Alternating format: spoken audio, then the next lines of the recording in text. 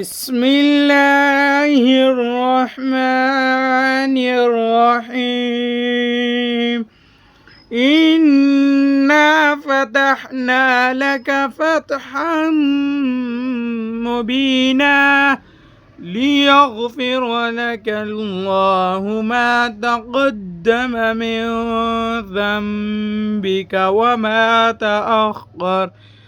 وما تأخر ويتم نعمته عليك ويهديك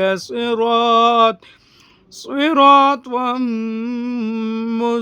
مستقيما وينصرك الله نصرا عزيزا.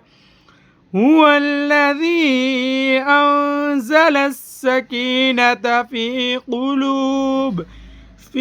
قلوب المؤمنين ليزدادوا إيمانا مع إيمانهم ولله جنود السماوات والأرض وكان الله عليما حكيما. صدق الله العظيم.